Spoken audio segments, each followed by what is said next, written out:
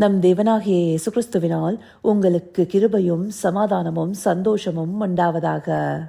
பயப்படாதேங்கிற ஜீவ வார்த்தை குறித்து இன்றைக்கு நாம பார்க்கவிருக்கிற வேத பகுதி மத்தேயு 10வது அதிகாரம் வசனம் 31. Matthew chapter 10 verse 31. ஆதலால் பயப்படாதிருங்கள், அநேகம் அடைக்கலான் குருவிகளை பார்க்கிலும் நீங்கள் விசேஷித்தவர்களாய் இருக்கிறீர்கள். இந்த வார்த்தைகளை ஆண்டவராகிய இயேசு கிறிஸ்து தன்னுடைய சீஷர்கள் இடத்துல சொல்றாரு. இந்த அதிகாரத்துடைய துவக்கத்துல தன்னுடைய சீஷர்களை அழைத்து அவங்களுக்கு அசுத்த ஆவிகளை துரத்தவும் வியாதிகளையும் நோய்களையும் சொஸ்தமாக்கவும் அதிகாரம் கொடுக்கிறாரு. அப்படி அதிகாரம் கொடுத்ததோடு அல்லாம அவங்கள அப்போஸ்தலரா நியமிச்சு பரலோக ராஜ்யம் சமீபத்திருக்குதுன்னு சொல்லிட்டு இஸ்ரவேல் ஜனங்களுக்கு பிரசங்கிக்க அனுப்புறாரு. அந்தபடியாக அவங்க பல்வேறு இடங்களுக்கு அனுப்பப்படும் போது அவங்களுக்கு அநேக எதிர்ப்புகள் வரலாம், அவங்க அநேக சேலஞ்சஸை ஃபேஸ் பண்ணலாம்.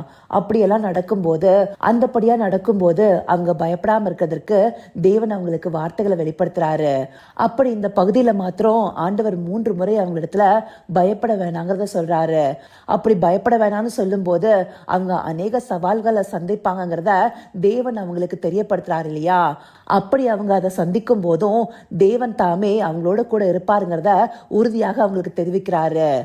அதுலயும் முக்கியமா வீட்டெஜமான் ஆகிய தன்னையே பெயல்செபூல்னு சொல்லும் போது அவங்களோட வீட்டாராகிய சீஷர்களை இன்னும் அதிகமா என்ன வேணாலும் சொல்லலாம் இல்லையா? அப்படியெல்லாம் என்ன சொன்னாலும் அவங்கள பயப்பட வேணாம்னு சொல்றாரு. அந்தபடியாக சொன்னதோடு அல்லாம குறிப்பா 28வது வசனத்துல ஆத்துமாவை கொல்ல வல்லவர்களா இராம சரீரத்தை மாத்திரம் கொல்லுகிறவர்களுக்கு நீங்க பயப்பட வேணாம், ஆத்துமாவையும் சரீரத்தையும் நரகத்திலே அழிக்க வல்லவருக்கே பயப்படுங்கள்னு சொல்றாரு. அந்தபடியாக சரீரமானது என்றாவது ஒரு நாள் அழிந்து போகக்கூடியது. அப்படி அழிந்து போகக்கூடிய சரீரத்தை கொல்ல வல்லவர்களாக இருக்கிற மனுஷர்களை பார்த்து பயப்பட வேணாங்கிறத தேவன் அவர்களுக்கு சொல்றாரு. அதற்கு மாறாக சரீரத்தையும் ஆத்துமாவையும் அழிக்க வல்லவரா இருக்கிற தேவனுக்கு பயப்படும்படியா சொல்றாரு. அந்தபடியா அநேகம் பேர் அவர்களை எதிர்த்து வந்தாலும் தேவன் அவர்களை நடத்த வல்லவரா இருக்கிறாருங்கிறத கிறிஸ்து தன்னுடைய சீஷர்களுக்கு தெளிவுபடுத்துறாரு. அப்படியாக சொல்லிட்டு அடைக்கலான் குருவியை பற்றின ஒரு ஓமையை சொல்றாரு. அதை சொல்லிட்டு உங்களுடைய தலையில் உள்ள மயிரெல்லாம் எண்ணப்பட்டிருக்கு, அதனால பயப்படாம இருங்க, அடைக்கலான் குருவிகளை பார்க்கலும் நீங்க விசேஷித்தவர்களாக இருக்கிறீங்கிறத கிறிஸ்துதாமே அவர்களுக்கு சொல்றாரு. அந்தபடியாக தான் நியமித்த காரியத்தை செய்ய போற சீஷர்களுக்கு அநேக தடை வந்தாலும் தேவன் தாமே அவங்கள கூட இருந்து அவங்கள விசேஷித்த விதமா நடத்துவாருங்கிறத இங்க சொல்லி பயப்பட வேணாங்கிற உறுதியையும் கொடுக்கிறாரு. அடைக்கலான் குருவிகளை பார்க்கலும் நீங்க விசேஷித்தவர்கள்னு சொல்லப்படுற இந்த வசனத்தை நம்ம வழக்கமா எப்படி எடுத்துப்போம்? சாதாரணமா நம்முடைய வாழ்க்கையில வர எந்த ஒரு இடர்பாடுகளுக்கும் தேவன் நம்மளை காத்துக்கொள்வாரு, ஏன்னா நாம அடைக்கலான் குருவிகளை பார்க்கலும் விசேஷித்தவர்களாக இருப்போம்னு சொல்லிக் கொள்ளுவோம். ஆனா இந்த பகுதிகள் மூலமா நாம ஒண்ணு புரிஞ்சுக்கணும், தேவன் நமக்கு நியமித்த சித்தத்திற்காக செயல்படுபவர்களாக இருப்போம். அப்படியாக நாம செயல்படும் போது நமக்கு அநேக எதிர்ப்புகள் உண்டாகும், நமக்கு அநேக சவால்கள் வரும். அதை எல்லாத்தையும் நாம கடந்து வருவதற்கு தேவன் தாமே நம்மோடு கூட இருந்து நம்ம இந்த அடைக்கலான் குருவியை காட்டிலும் விசேஷித்த விதமா நடத்துவாருங்கிறத நாம அறிந்து கொள்ளணும்.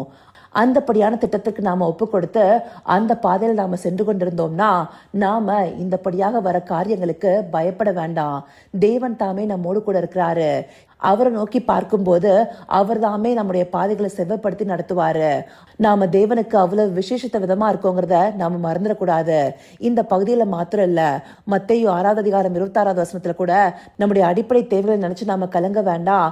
ஆகாயத்து பறவைகளும் பட்சிகளும் விதைக்கிறதும் இல்ல, அறுக்கிறதும் இல்ல, நூற்கிறதும் இல்ல, ஆனாலும் அவைகளுடைய தேவைகளை தேவன் சந்திக்கும் போது அவைகளை காட்டிலும் விசேஷித்தவர்களாகிய நம்முடைய தேவைகளை தேவன் சந்திக்காம போவாரான்னு கேட்கிறார் இல்லையா? இந்தபடியாக தேவன் தம்முடைய பிள்ளைகளுடைய தேவைகளை அறிந்திருக்கிறாரு, அவங்க சந்திக்கக்கூடிய சவாலான சூழல்களை அறிந்திருக்கிறாரு. அப்படி அறிந்திருக்கும் போது அவர் தாமே அதிலிருந்து எல்லாமே அவர்களை காத்து விடுவித்து நடத்த வல்லவரா இருக்கிறாரு. அப்போ நம்மை நடத்துகிற தேவனை நோக்கி பார்ப்பவர்களாக நாம இருக்கணும். அவர் நமக்கு நியமித்த பாதைகள்ல நாம நடக்கக்கூடிய தைரியத்தோடு இருக்கணும். அப்படியாக நாம நடப்பதற்கு தேவன் பயப்படாம இருக்க சொல்லி மறுபடியுமாக நமக்கு ஒரு உறுதிப்பாடை கொடுக்கிறாரு. அந்த உறுதியை எடுத்துக்கொண்டு நாம முன்னோக்கி செல்கிறவர்களாக இருக்கணும். தேவ தூதரிலும் நம்மை சற்று சிறியவர்களாக படைத்தாலும் நம்மை அதிக விசேஷத்தோடவும் எல்லாவற்றையும் நமக்கு கீழ்ப்படுத்துகிற விதமாகவும் தேவன் படைத்திருக்கிறாரு. எபிரேயர் 2வது அதிகாரம் 5வது வசனத்திலிருந்து 7வது வசனத்துல பார்க்கும்போது இந்த விஷயம் தெளிவாக குறிப்பிடப்பட்டிருக்கும். அப்படி நம்மை மகிமையினாலும் கனத்தினாலும் முடிசூட்ட விரும்புகிற தேவனானவர் நம்மை எந்த விதத்திலையும் கைவிட போவதில்ல. அவர் நம்மோடு கூட இருந்து நடத்துவாரு. அதனால நாம எதற்கும் பயப்படாம அவர் நமக்கு நியமித்த காரியத்துல சரியாக ஓடணும். ஏதாவது சமாதான குறைச்சல் ஏற்பட்டா கூட அவரை நோக்கி பார்த்து எல்லாவற்றையும் சீர்படுத்த கேட்டோமே ஆனால் அவர்தாமே நமக்கு எல்லாவற்றையும் சீர்படுத்துவார். ஏன்னா அவருக்கு நாம விசேஷித்தவர்களாக இருக்கிறோம். அதை நாம ஒரு நாளும் மறந்துடக்கூடாது. அதை நாம புரிந்து கொள்வதற்காகவே இந்த பகுதிகள் நமக்கு காண்பிக்கப்பட்டிருக்கு. இதை அறிந்து கொண்டு தேவன் நமக்கு நியமித்த காரியங்கள்ல ஓடுவதற்கு எந்த விதத்திலையும் பயப்படாம முன்னோக்கி செல்வதற்கு அவரை நோக்கி பார்ப்போமா? கர்த்தாவே, தேவாதி தேவனே, உமக்கே இந்த வேளையில நன்றி செலுத்துகிறோம் ராஜா.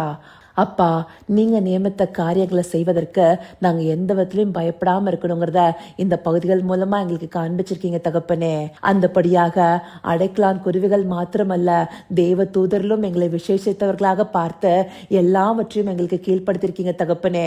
எங்களை மகிமையினாலும் கனத்தினாலும் முடிசூட்டிருக்கீங்க ராஜா. இது எல்லாவற்றையும் நாங்க அறிந்து கொண்டு ஒன்றிற்கும் பயப்படாம நீங்க எங்களுக்கு நியமித்த பாதையில உம்மை நோக்கி முன் செல்பவர்களாக எல்லா காரியங்களையும் ஜெயமா செய்து முடிக்க தேவரீர் எங்களுக்கு தயவு பாராட்டுங்க. அப்படியே நீங்க நடத்த போகிற கிருபைக்காய் நன்றி. சகலவித துதி மகிமை கனம் யாவும் ஒருவருக்கே செலுத்துகிறோம். இயேசு கிறிஸ்துவின் மூலமாய் வேண்டிக் கொள்கிறேன் பிதாவே. ஆமேன், ஆமேன்.